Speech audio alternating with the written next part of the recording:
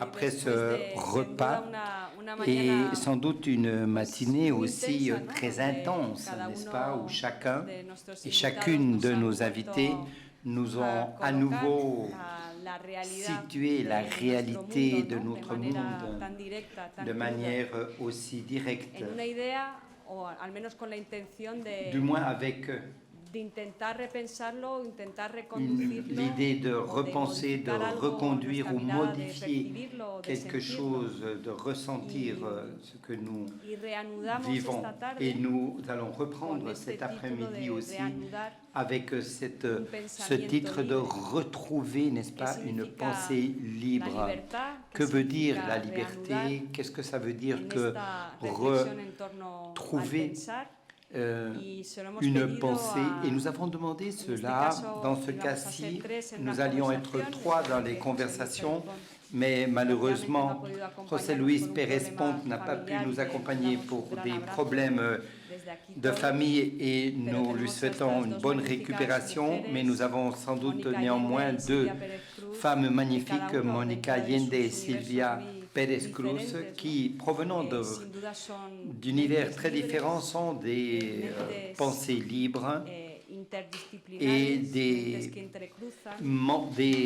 pensées qui construisent d'autres regards vers le monde, d'autres sentiments. Et avec elles, je vais vous laisser immédiatement. Merci.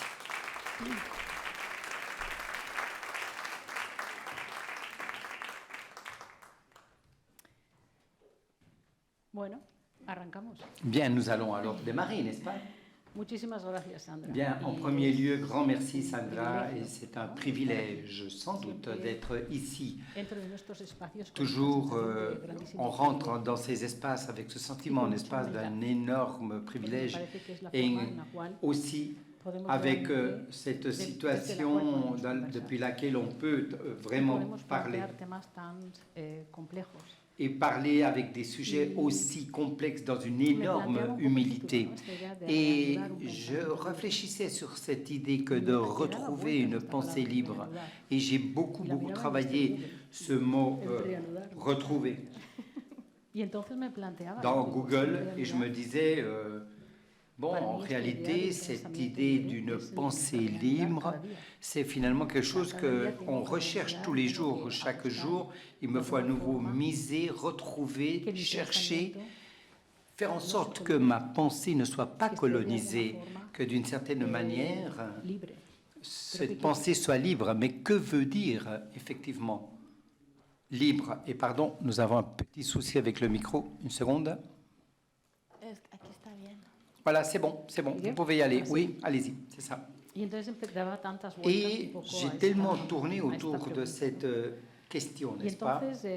Et subitement, je vais un peu alors repartir de cette idée d'une façon de vivre, d'une façon de travailler que j'ai tissé moi-même et qui, d'une certaine manière, m'a semblé très intéressante ce matin, comme disait Javier Goma, ces idées des différents langages. Et il disait cette idée de ce langage depuis l'expérience. Et moi, j'ai toujours pensé que ma façon de comprendre la vie, d'une certaine manière, la façon dans laquelle je travaille, part toujours depuis l'expérience, depuis ce monde de l'expérimentation. Et alors, j'ai une présentation très rapide qui est comme une espèce de brouillon pour ne pas me perdre moi-même et pour que je ne parte pas un peu tout azimut, n'est-ce pas, avec toutes ces idées que nous avons écoutées ce matin. Je suis parti un peu avec cette idée. Cette idée, ce n'est pas pour faire attention aux mots, mais je crois que cette constellation, d'une certaine manière, c'est la manière de laquelle je vois mon cerveau. Cette constellation sont des idées, des étoiles, des concepts qui ne cessent de bouger avec des ramifications qui rentrent en relation.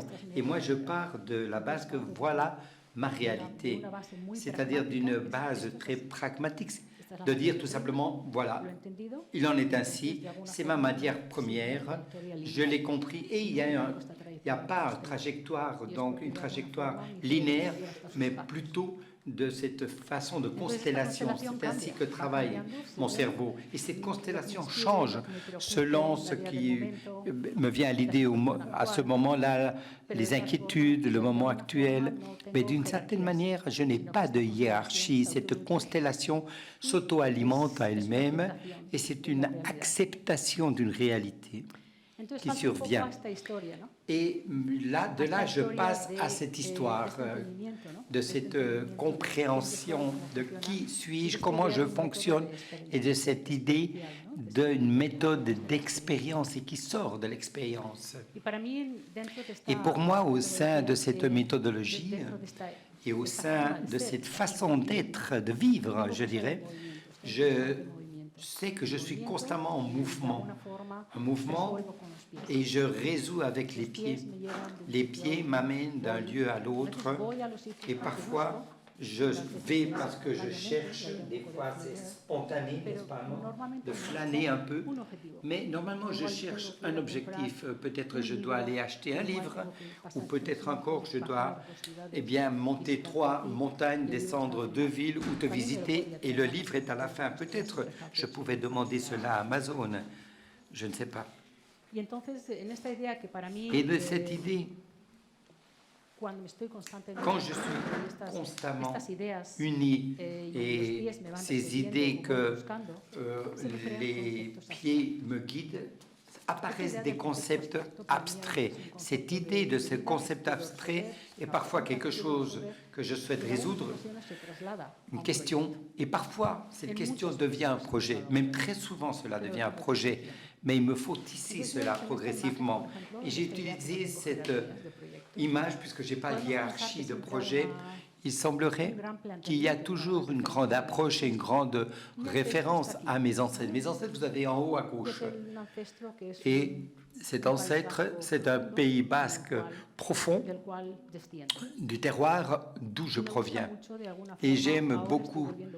Et maintenant, je reviens un peu à cette entente, cette compréhension des ancêtres pour comprendre mon présent. Mais arrivent ici les contradictions parce que j'ai grandi à Bilbao, une ville industrielle avec de la pollution, et pourtant j'aime aussi cette image, donc effectivement, de ce Bilbao dur. Et cela fait 37 ans que j'habite à Londres.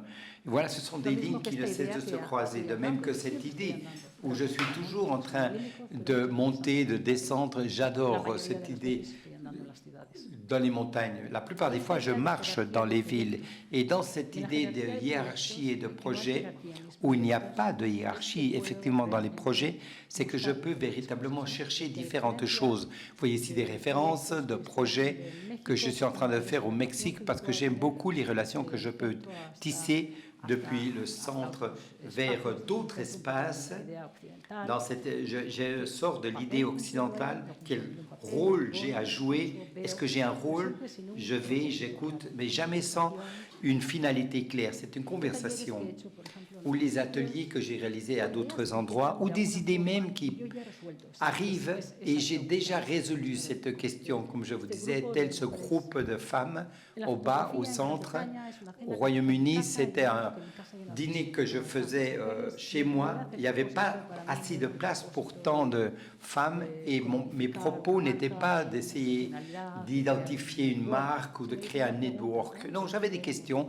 Qui étions-nous? Qu'est-ce qu'on faisait? Et quand cela devient beaucoup trop grand pour mon chez-moi, et alors elles partent et d'autres personnes continuent avec ces idées, n'est-ce pas? Et voilà un peu pour situer ce que c'est que cette idée de l'expérience. Alors, qu'est-ce qui m'aide d'une certaine manière à comprendre le temps dans lequel je me trouve et l'espace que j'habite? L'espace et aussi le temps, l'espace et le moment que je souhaite aussi réaliser. Quels travaux je souhaite faire? Et cela, effectivement, montre qu'il y a beaucoup de liberté, mais ce n'est pas une liberté d'action qui est donnée. Ça a été justement au fil projet parce qu'effectivement, j'ai été directrice de photographie pendant 14 ans dans cette revue. Et quand je pars de ce Sunday Times magazine, apparaît ce concept abstrait que je disais, je veux avoir le contrôle de ma propre narration. Et je commence alors à envisager qu'est-ce que ça veut dire. Et je passe une année en essayant de comprendre. Je mets cette image comme référence, parce que cette image serait impossible de montrer cela dans le Sunday Times Magazine ou dans le Guardian.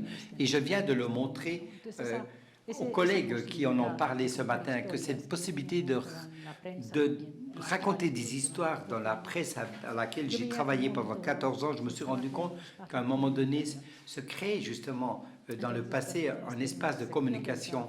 Et nous avions là une section donc consacrée à la photographie complètement, avec beaucoup de liberté pour mettre les histoires qui me semblent intéressantes. Et voilà effectivement la première page de Spectrum. Et c'est 10 ans à l'époque de l'accord de Oslo qui avait lieu et qu'on revisitait ce moment-là, et donc il y a 10 ans. Et quand je pars du Sunday Times Magazine, je commence alors à réfléchir de comment cette idée, cet concept abstrait de je veux contrôler ma propre narration et comment cela aura lieu, comment cela va s'établir. Et j'ai passé une année en disant ce qu'on c'était que la démocratisation de ma vie. Et cette idée de démocratisation de la vie, c'était devenir citoyen au quotidien. Je voyageais beaucoup avec cette marque collée de Sunday Times et donc les voyages étaient différents. Comment on vous reçoit dans le monde entier. Selon les cas, j'allais à des festivals, Bamako, Bénin, Afrique du Sud, tous les ans, l'Amérique latine. Et pendant une année, j'ai essayé de ne plus voyager et d'aller aux expositions, parce qu'avant, j'allais toujours avec les VIP de Sunday Times pour voir cela avec les gens au quotidien. Eh bien, toujours maintenant, on utilisait du transport public, jamais de taxi, plus de taxi. Et une façon disons d'une certaine manière, m'isoler pour être citoyen au quotidien. Et dans l'exposition, je me rappelle que j'étais à Tate en train de voir des expositions sur les conflits, la mémoire.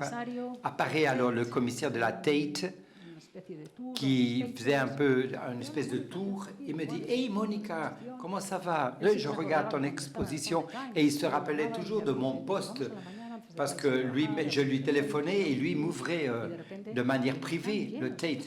Et tout d'un coup, ah mais elles sont pleines de gens les expositions. Tu dois même acheter un ticket, un billet, parce qu'avant, évidemment, je venais de ce privilège d'avoir une plateforme énorme où on ouvrait le musée que pour moi, et vous prenez une certaine distance et vous vous éloignez un peu du quotidien, n'est-ce pas? Il a fallu détruire tout cela. Et au bout d'une année, j'ai commencé un peu ce chemin de quelle va être ma méthodologie de travail, mais je l'ai fait aussi avec une intention, en partant de cette idée toujours, alors, de trouver et de parler et de marcher, faire un chemin. Avec cette... Et là, maintenant, on passe directement au moment actuel pour ne pas vous montrer tous les chemins que j'ai entrepris pendant ces 8 dernières années. Et d'une certaine façon, vous commencez à vous nourrir de l'expérience et de la situation actuelle. Et une chose que je fais assez bien, c'est carrément voir ce qui se passe autour de nous. Freak the room. Et pour me centrer sur le travail actuellement, pour revenir à cette idée de repenser une pensée libre, ou retrouver une pensée libre. Voilà un peu la façon dans laquelle j'essaie de travailler. Comme commissaire, j'avais la créativité, j'étais une artiste et ma façon donc de travailler est toujours créative. Et pour ce faire, j'ai besoin d'une audience avec laquelle je maintiens un dialogue sur mon travail. J'ai besoin d'un contenant ou un conteneur et j'ai besoin de ressources pour pouvoir réaliser ce travail. Et cette année-ci, alors, cette année-ci, je dis bien parce que cela est juste apparu l'année passée, quand apparaît le film de Nile Golding, qui vient à dénoncer cette campagne incroyable qu'elle a fait sur le Sacrifice, les grands philanthropes et le monde de l'art. Et ça, c'est un conteneur dans lequel j'habite. D'une certaine façon, mon travail doit aller vers des espaces publics, privés la plupart, mais sont aussi publics, où les conteurs d'histoire avec lesquels je travaille d'une certaine manière, et nous travaillons. Et nous passons par des galeries, nous avons le Louvre, toute cette campagne prend du sens, cela touche la famille Sackler et le fentanyl et d'autres drogues, les grandes addictions qui existent aux États-Unis et toutes ces misères, tout en sachant que cela avait lieu avec cette grande famille.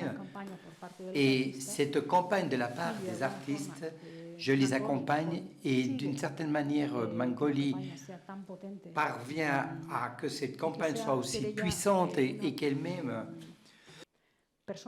soit une personne référente, phare. Alors on arrive au Louvre, on le voit au Metropolitan Museum, des actions d'activisme, et cela, on a ignoré cela pendant plusieurs années. Mais tout d'un coup, à Londres, au National Portrait Gallery, nous allons carrément refuser ce million de donations de la famille Sackler. Et ça a commencé à, effectivement, à voir comment ces galeries commencent à lâcher ces dons. Et il y avait évidemment des contrats. On ne peut pas dire du coup, ah non, écoutez, là, on refuse ce montant. Non, il nous fallait aussi gérer. Et tout cela me fait penser, d'une certaine manière, bon, les ressources pour raconter des histoires, les histoires de qualité, les bonnes idées, les longues idées. Je travaille avec des artistes et ça fait 12 ans que nous sommes dans certains projets. Et nous avons besoin de fonds. Et si les ressources, d'une certaine manière, le secteur public reçoit des donations qui sont problématiques, des dons, et si nous recherchons du capital, en fonction, et je ne dis pas cela de manière critique, ça dépend de la position éthique. Je ne pense pas qu'on tous nous pensons la même chose, on a tous la même éthique, que nous sommes un groupe collectif et que nous-mêmes, en nous réunissant, nous allons changer le monde. Non, je ne parle pas depuis ce point de vue, mais plutôt le point de vue que nous sommes des individus d'abord. Et j'ai toujours été très intéressé par le contrat social, mais depuis le pratique, depuis la philosophie de Rousseau. Moi, je m'engage dans le contenu social parce que je crois que c'est le meilleur, mais je fonctionne comme un individu. Alors, pour revenir un peu sur cette sacrée famille, et ensuite il y a les grandes problèmes économiques. 40% de la galerie est fermée avec cette crise, mais nous l'avons vu également avec le VP au Tate, et on voit le conteneur justement des ressources et des fonds assez, je veux dire, fragiles. Alors, une autre histoire qui aussi m'inquiète, comme les conteurs d'histoire que nous sommes, nous regardons là la date en 2022, c'était bien en 2022, le directeur du Wentworth Gallery, qui dépendait de l'Université de Manchester, est forcé à partir, à diminuer. Et d'emblée, il va justement quitter son poste, démissionner, forcé par justement l'université. Et cela démarre à la suite d'une exposition au Foreign Architecture, qui était un directeur judéo-israélien, mais en faveur de la campagne de la Palestine, fait une dénonciation contre Palestine.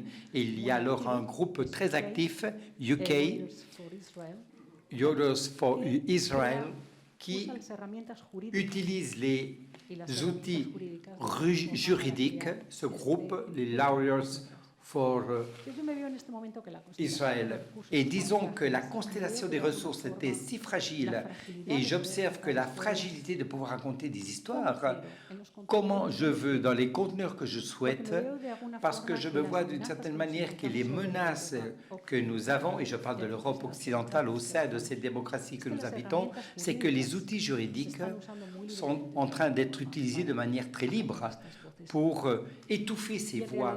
Et en réalité, je reviens à l'idée que c'est mon travail. Je pense dans cette constellation de pensée que je possède. Et d'une certaine manière, j'ai cela dans le nuage. J'ai tant de choses dans la tête. Cela est dans le nuage. Mais d'une certaine manière, je continue à bouger et je commence à revoir tout cela. Et cela va un peu aboutir à cette idée qu'on s'était de retrouver une pensée libre. Et cela, je le vois en train, j'ai mis que quelques exemples, je ne vais pas utiliser beaucoup d'exemples, mais c'est un peu la réalité que je vivais au Royaume-Uni dans le secteur culturel. Alors je reviens sur cette méthodologie de l'expérience en 2019 avec cette approche. Je suis parti à Hong Kong et là je me suis retrouvé dans une conversation avec une fondation à Hong Kong et je me disais, comme artiste, comment peut-on répondre à une répression imminente?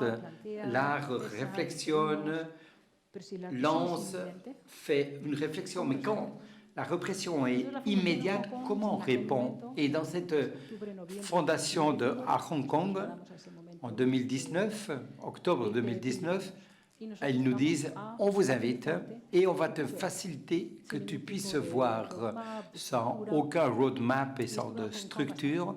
Et je suis resté là un certain temps et j'ai vu deux choses qui m'ont véritablement nourri là-bas.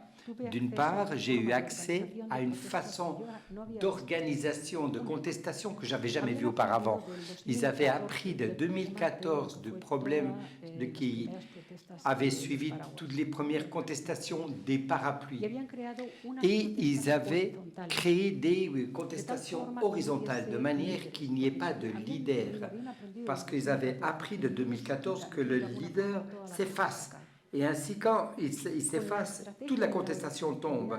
C'est pourquoi, avec une stratégie horizontale et tous les contacts à travers le télégramme, apparaissaient ces petits groupes de contestation très rapides et très flexibles dans la ville.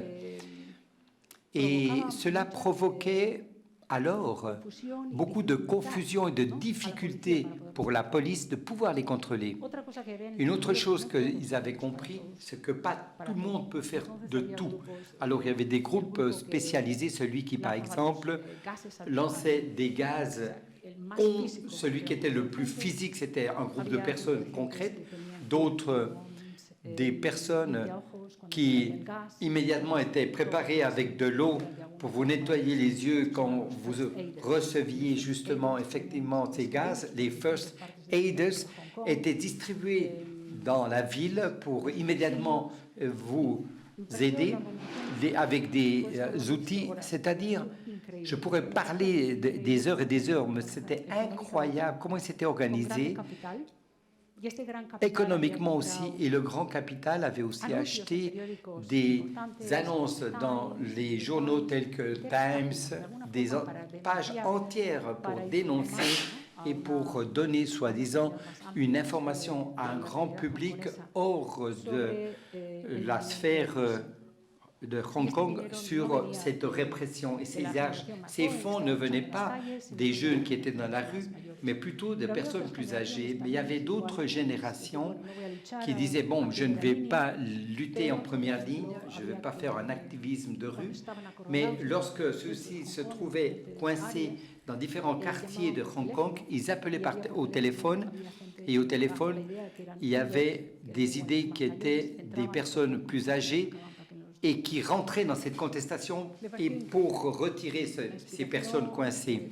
Ça m'avait semblé incroyable comment de manière rationnelle, stratégique, il lançait ses pensées et c'était une lutte pour la survie au sein d'une structure d'identité comme celle de Hong Kong, niée par les Britanniques, puis ensuite niée aussi par la Chine. Alors, voilà ce que j'amène d'une certaine manière en pensant que dans une situation de contestation, toutes les pièces sont primordiales, mais toutes les pièces doivent comprendre quel rôle peut-on jouer au sein de la contestation.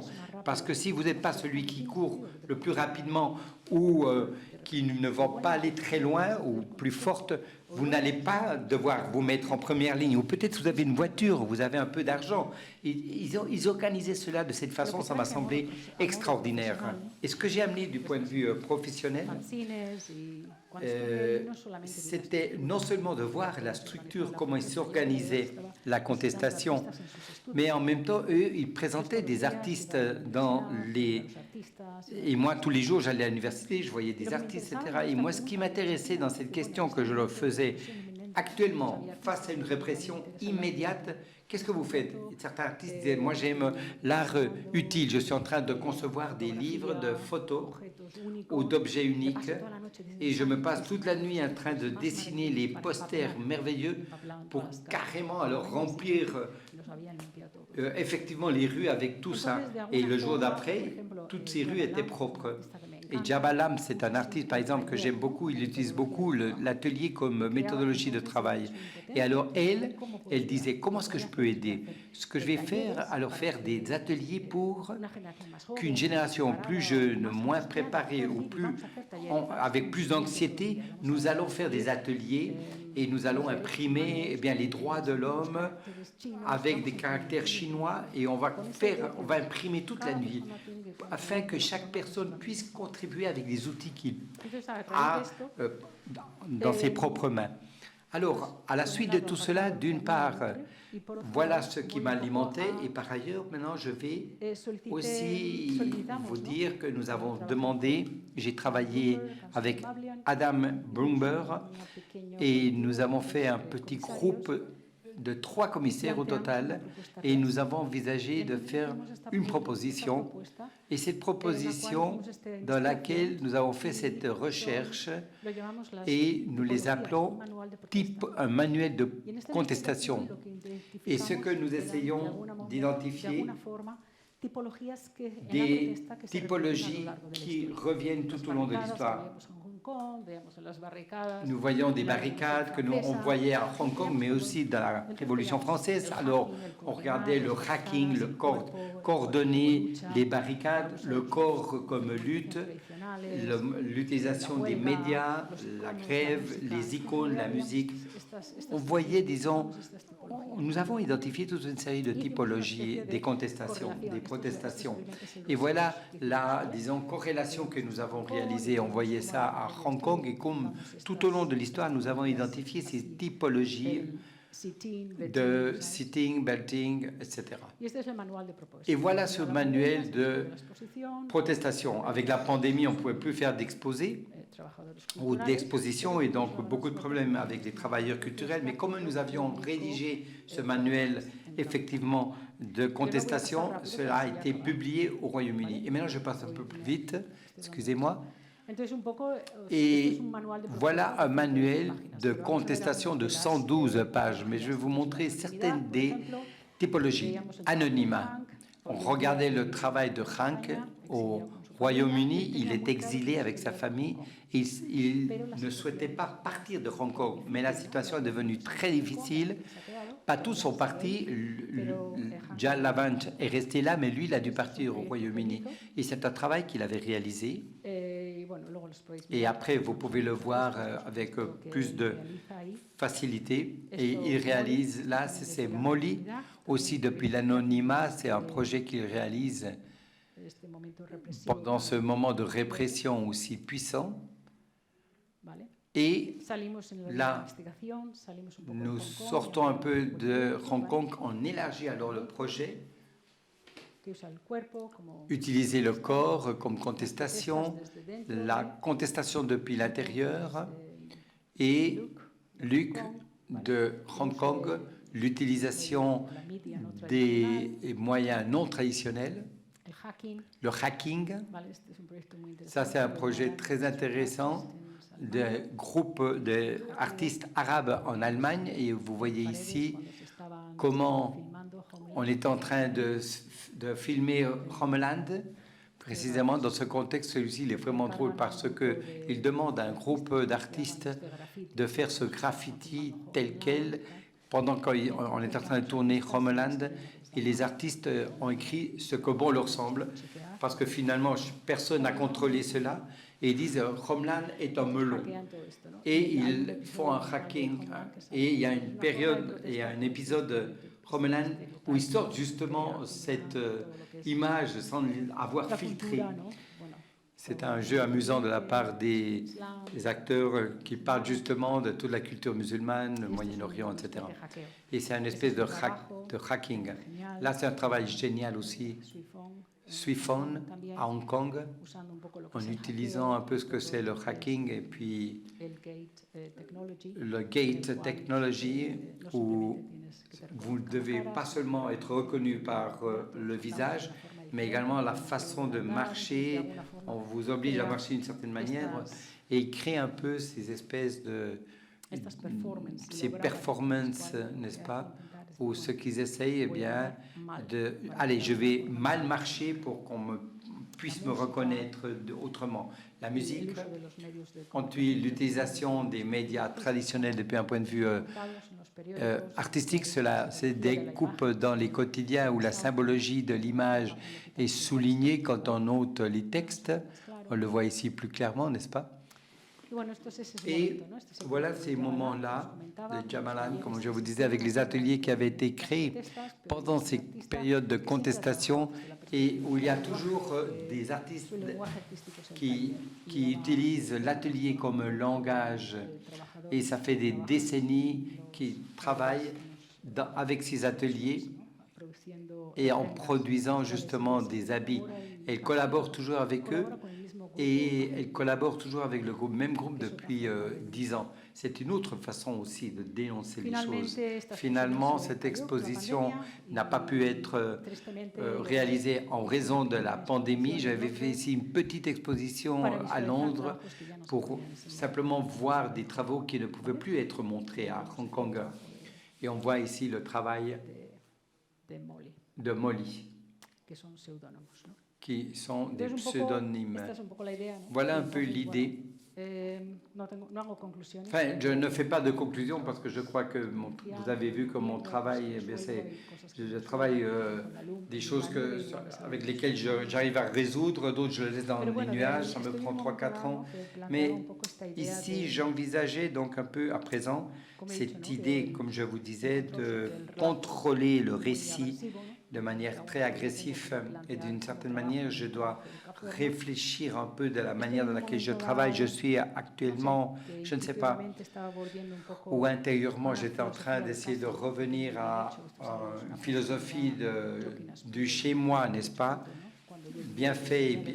Et moi, quand je provenais justement de Londres, je disais non, nous préférons des petits projets, mais tout petits, mais bien faits. Et c'est resté un peu ce message que le foyer émotionnel, le Pays Basque, tandis que la maison pour moi rationnelle, c'est Londres. Et je suis en train un peu d'essayer de décentraliser les choses, la connexion.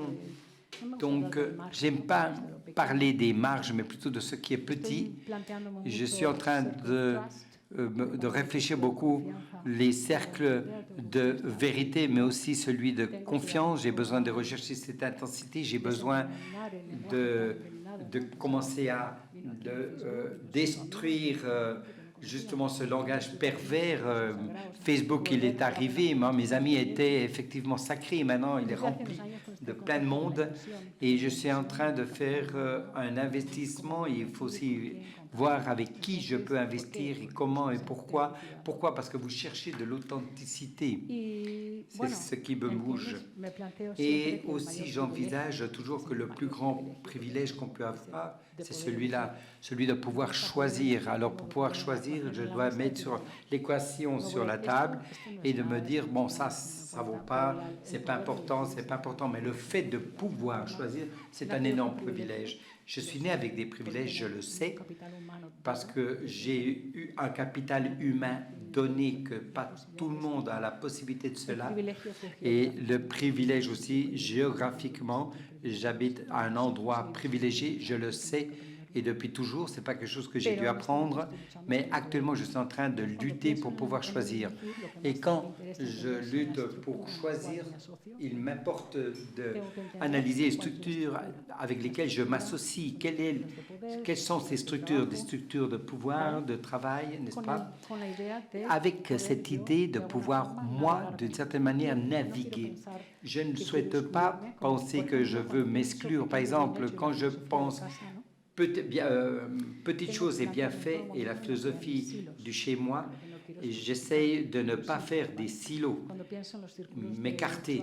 Quand je pense dans ces cercles de confiance, cercles de trust, il faut les auto-alimenter. Comment le faire? Et on revient alors dans cette question qui est de reprendre la pensée libre. Et cela exige un investissement au quotidien, parce que sinon vous partez et il faut revenir. Parce que nous sommes exposés à tant de bruit et de corruption. Et actuellement, c'est voilà l'instant que je vis actuellement. Et une chose que je n'ai pas dit auparavant quand j'étais en train de réfléchir sur cette idée de ce que c'est que la liberté. Et si à un moment donné, je dois fermer, eh bien, si je maintiens depuis l'intérieur un espace libre et de se dire, voilà ce qui me reste, cet espace libre. Et c'est là où je suis, je le vois et je le sens, et ça va être toujours quelque chose qu'il me faudra protéger. Parfois, je vais l'ouvrir, et parfois, je vais réduire un peu. Voilà un peu l'idée dans laquelle je me trouve.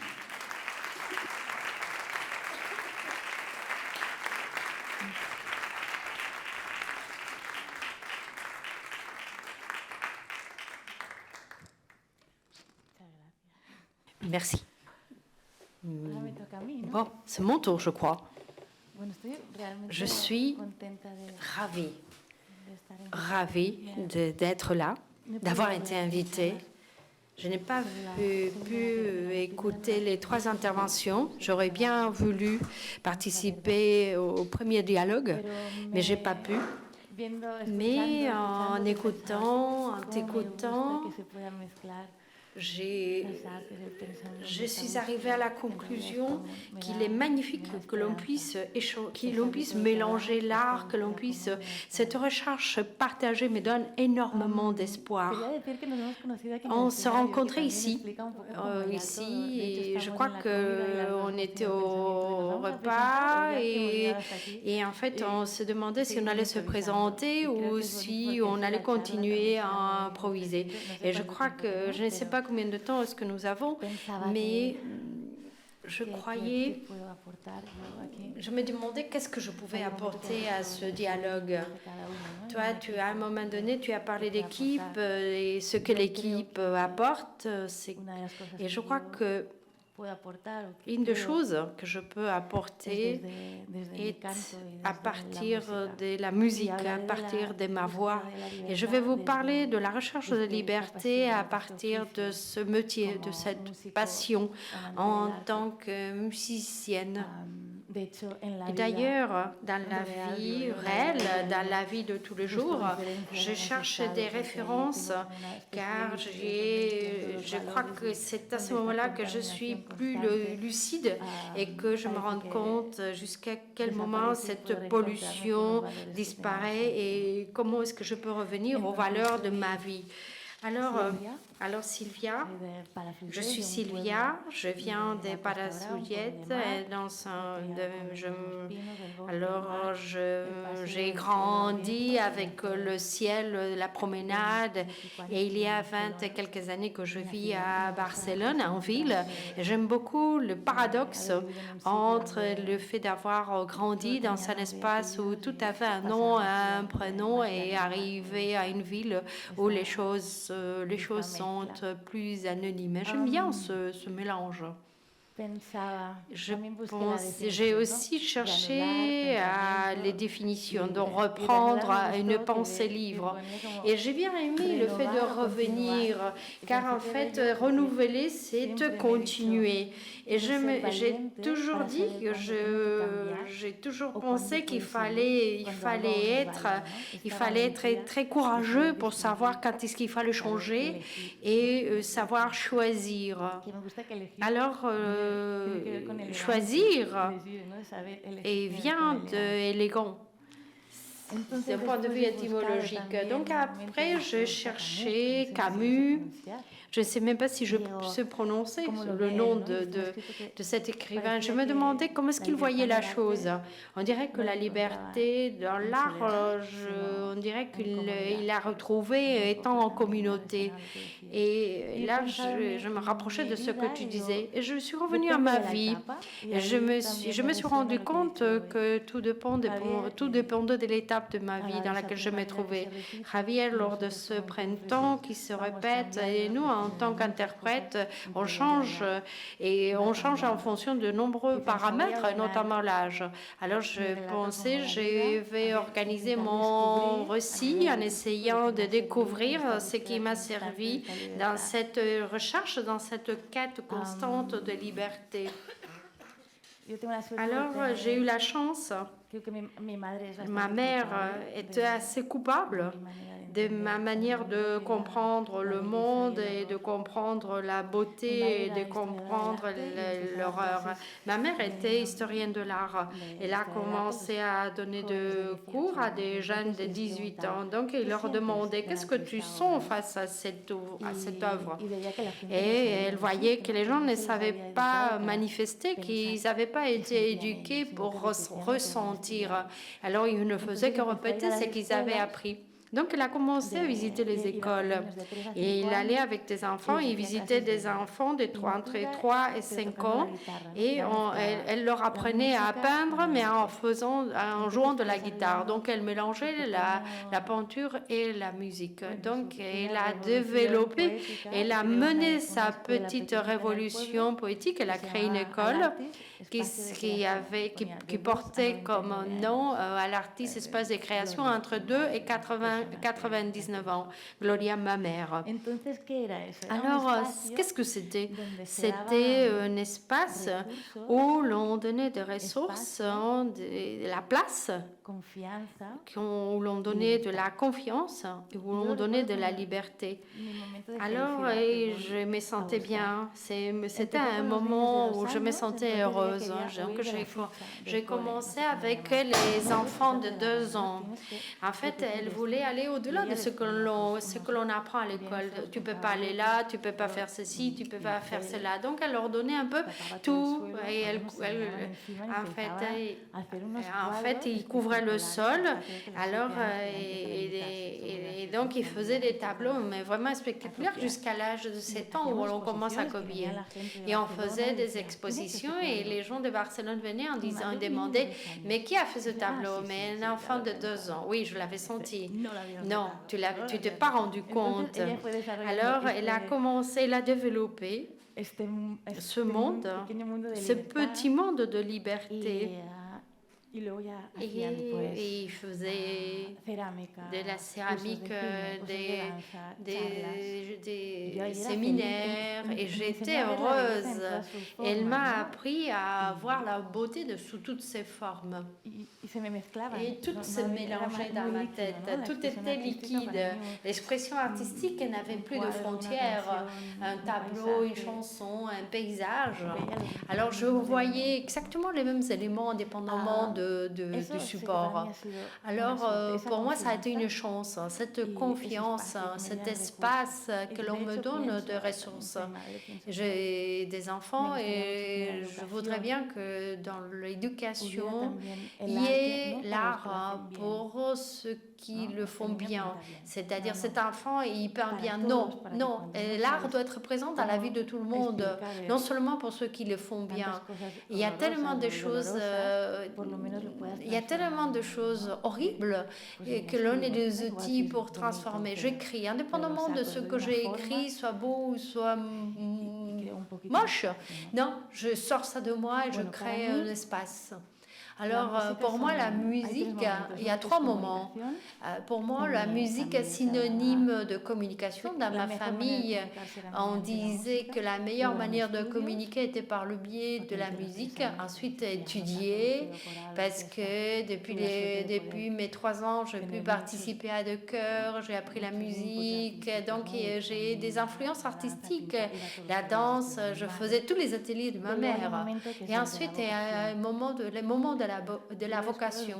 Et cette vocation, je l'ai découverte à l'âge de 12 ans. Et qu'est-ce que c'est la vocation?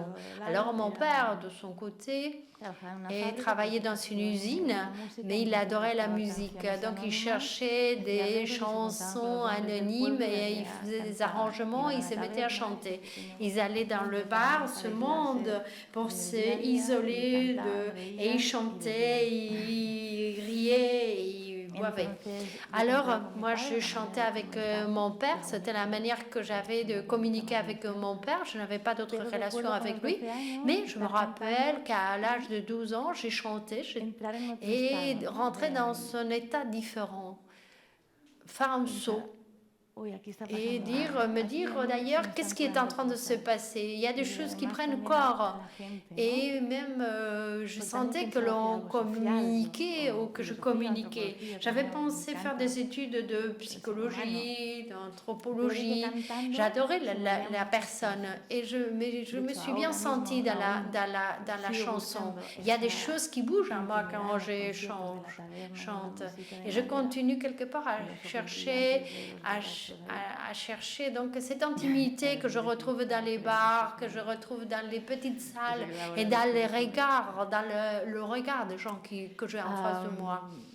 Alors, mais ma volonté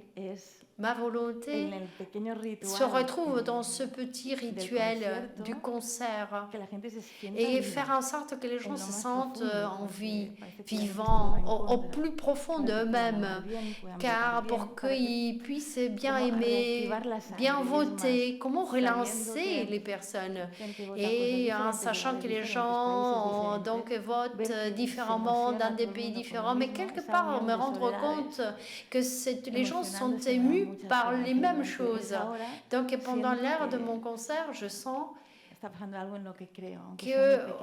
que je fais quelque chose en quoi je crois, même si c'est tout petit. Et d'ailleurs, on nous raconte toujours que la musique est le langage universel.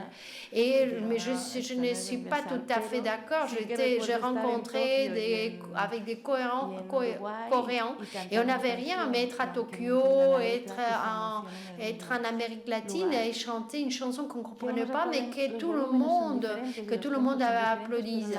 En fait, quelque part, que les gens applaudissent ou pas, c'est des tempos qui sont différents, mais quelque part, le parcours, il y en a certaines qui disent olé, il y en a d'autres qui disent ya. Donc, c'est quelque chose qui nous sauve, mais qui nous sauve à nous tous. Mais je me rappelle de cette première étape avant de partir à Barcelone jusqu'à mes 18 ans, et je me sentais libre. Je me rappelle d'avoir pensé à ces traits de crayon de l'enfant, c'est-à-dire jusqu'à l'âge de 7 ans. Et à partir de 7 ans, cette pensée, ce symbolisme qui rentre qui se heurte à l'autre. J'arrive à Barcelone et j'essaie de me construire. Alors je voulais chanter en anglais, chanter avec une voix beaucoup plus grave. Alors, quelque part, me déconstruire. Mais je vivais encore le moment présent, mais j'étais tellement pleine de choses que toute ma partie créative, en fait, je la rappelle en solitude. Et d'ailleurs, la composition et la création, c'est quelque chose qui se fait en solitude. Et ensuite, quand l'autre musicien arrive, c'est là que tu le partages et tu écoutes. Il y a celui de l'illumination, en fait, faire en sorte que toute l'équipe sente, c'est en fait ce qui me rend heureuse. Mais en composant, il y avait à cette époque-là, les réseaux sociaux n'existaient pas. Je me sentais libre. Mais la donne a changé, la donne dans la liberté de l'interprétation a changé, lié un peu à la répétition. C'est-à-dire, oui, je sais ce qui va se passer, je sais comment faire pour te surprendre, le toucher. Je me rappelle quand ma voix, donc j'étais dans ce bar, je sentais ma voix sortir, et une voix qui allait jusqu'au mur d'en face. Mais maintenant, non. Donc la voix a la porte ouverte et je la travaille autrement. Je sentais qu'avec l'interprétation, chaque fois, je crée plus d'émotions. Mais à un moment donné, je dis, je vais exploser, je vais exploser. Donc, je dois m'arrêter. Et c'est là où la communauté, le silence s'établit. Un silence qu'on a déjà entendu ce matin. Alors, j'ai la chance, c'est vrai, j'ai la chance, car cela m'apporte beaucoup de ressources. Il y a de plus en plus de gens qui me font confiance et ceci te donne beaucoup de liberté. Mais je m'arrête. Entre beaucoup de guillemets, je m'arrête, je commence à chercher d'autres endroits. Et je commence parce que ma mère étant toute petite, no es una persona, ¿no? Vale, vale. Non, c'est pas quelqu'un qui est tombé. Excuse-moi. C'est un robot. Non, on a entendu un bruit, j'ai eu peur. Excuse-moi.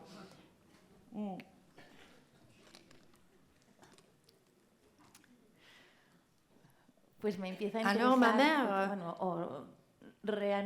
je reprends, donc je me demande comment chaque discipline artistique montre ou fait en sorte que l'on voit ce sentiment. J'étais avec le théâtre, le cinéma, la poésie, je faisais de la musique pour différentes disciplines et j'essayais surtout de voir comment est-ce qu'on traduisait cela et qu'est-ce que l'on partage.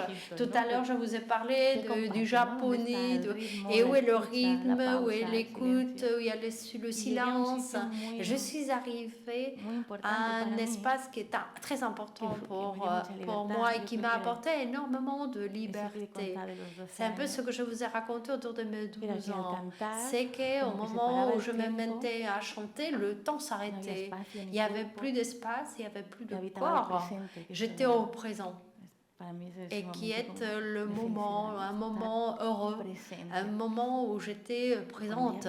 Et quand j'avais senti autant d'émotions, alors je faisais la danse et je me rappelle que je devais faire des gestes et je devais rester en silence. Et je me suis émue et j'ai commencé à pleurer très doucement. Mais je pensais... ce n'est pas la chanson, c'est pas le son, c'est la question d'être présente et qui est énorme, qui est tout. Mais par le biais de la musique, par le biais de l'art, alors pour moi c'est beaucoup plus facile d'arriver à ce point. Mais me rendre compte qu'en y étant présente, que je sentais tout cela, alors ça a été une découverte, a été découvrir, me dire oh, c'est énorme, c'est immense. Et je recommençais. J'ai commencé à essayer de récupérer la chanson. Il y a ensuite, c'est les réseaux sociaux. C'est vrai qu'on apprend un peu ce que tout le monde est en train de faire, les temps qui s'accélèrent. Moi, j'ai travaillé tout doucement. Je me suis formée très doucement. Je me suis rendu compte que j'avais confiance. Enfin, il y avait des gens qui faisaient confiance en moi. Mais en même temps, je me rendais compte des gens qui vivaient anxieux, liés à cette rapidité et les choses changent comme le printemps mais tu es quelqu'un d'autre, la voix change, le poids que tu cherchais en étant enfant, tu l'as à une autre vitesse, donc comprendre un peu comment ton corps te donne un cadre nouveau et lâcher ce qui ne te sert plus, le fêter et commencer à cuisiner avec d'autres ingrédients. Alors je crois que cette dernière décennie et travailler en communauté. Pour moi, le succès vient d'avoir une bonne équipe. C'est fort, c'est très fort. Alors, quelqu'un qui change à ton rythme, être courageux, être souple pour changer ou pour rester. Et j'ai perdu le fil de mon intervention, excusez-moi.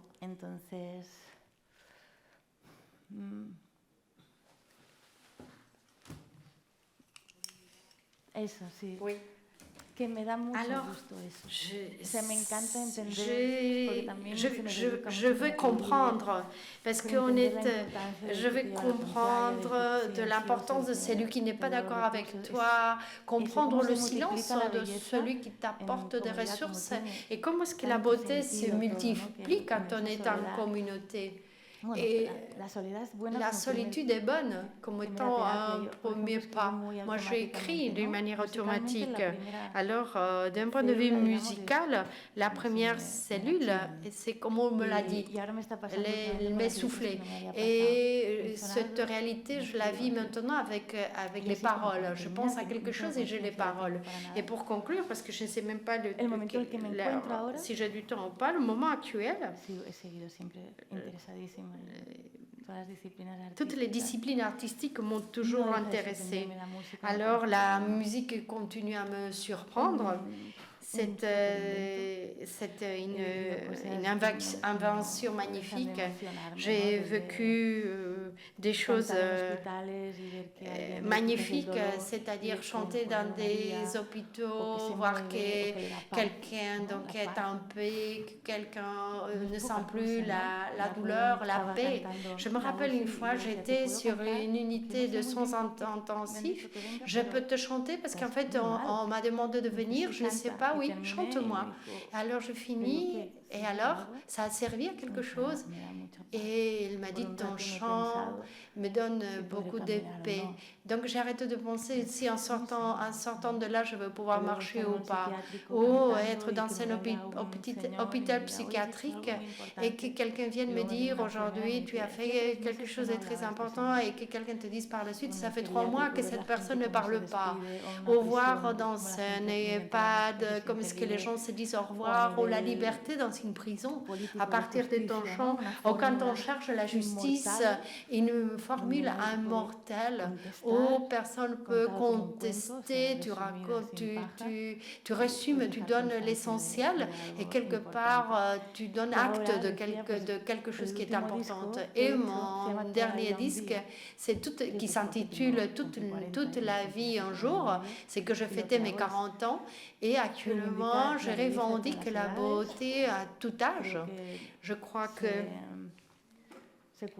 alors on met l'accent sur l'artiste jeune, mais l'art doit nous accompagner tout au long d'une vie. On a besoin que quelqu'un nous parle de l'amour, que nous parle de tout à tout âge.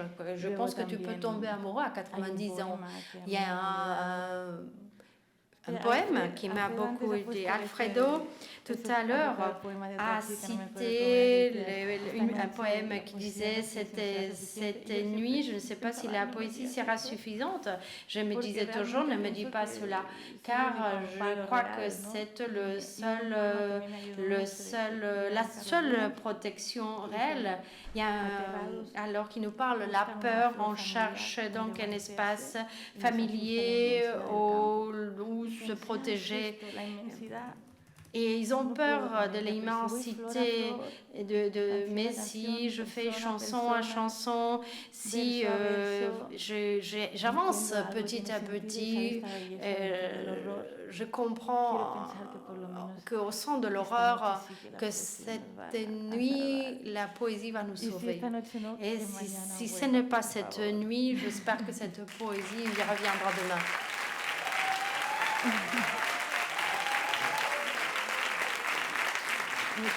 Merci. Oui, tu vas nous chanter quelque chose? Oui, si tu veux. Oui, si tu veux, Oui. On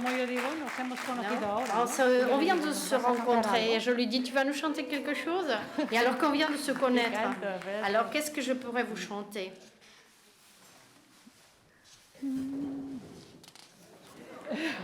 Pero esto ha pasado toda la mañana, oui. Vous avez vécu la même réalité toute cette matinée ou ce maintenant uniquement? Está bien. C'est bien.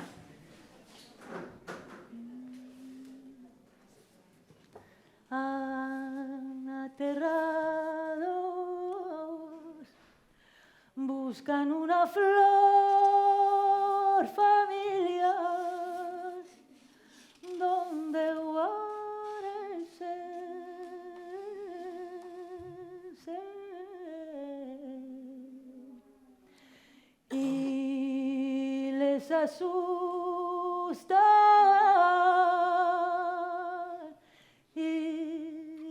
Asusta la inmensidad del campo, del campo, del campo,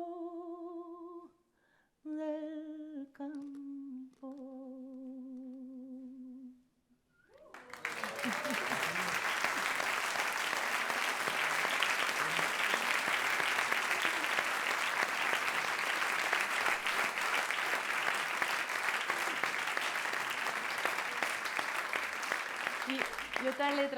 Il y a encore des paroles que j'adore.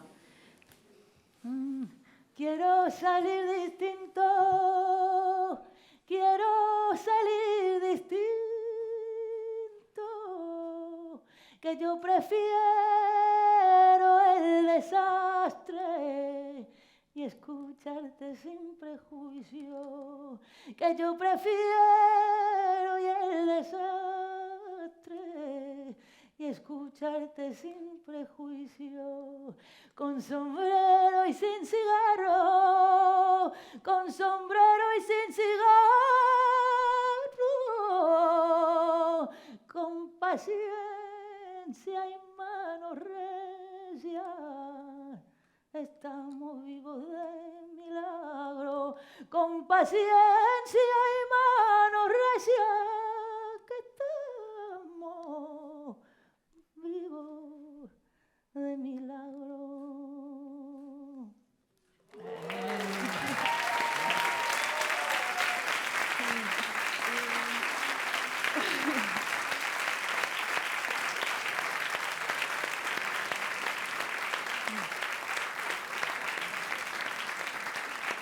¡Qué lujo!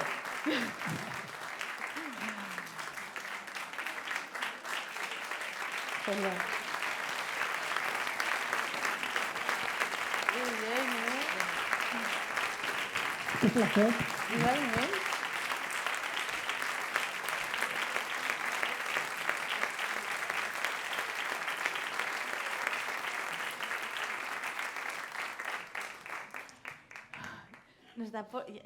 Alors, je ne sais pas, je n'ai pas de montre, alors je ne sais pas. Alors, est-ce que j'ai encore le temps?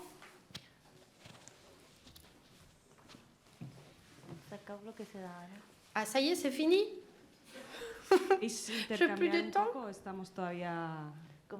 On peut ouvrir un dialogue ou pas? On est émus, on est tous trop émus. Alors, je croyais... Je crois qu'on a tout raconté. On s'est tout raconté. On s'est tout raconté. Oui, mais toutes les deux, vous êtes partie de votre expérience. Pardon. Vous êtes partie de votre expérience, vous êtes partie de l'émotion, vous avez parlé toutes les deux de comment bouger toutes ces pièces à partir de votre propre expérience. Et je crois qu'en nous parlant, vous avez réussi à nous émouvoir, à émouvoir nos têtes, à émouvoir nos corps. Il y a eu de larmes. Et quelque part, vos paroles nous ont apporté de l'espoir. Et aussi le besoin de voir face à la cruauté de la réalité de ce matin, vous nous avez donné la possibilité de continuer à croire, à penser que l'on peut continuer à combattre cette cruauté.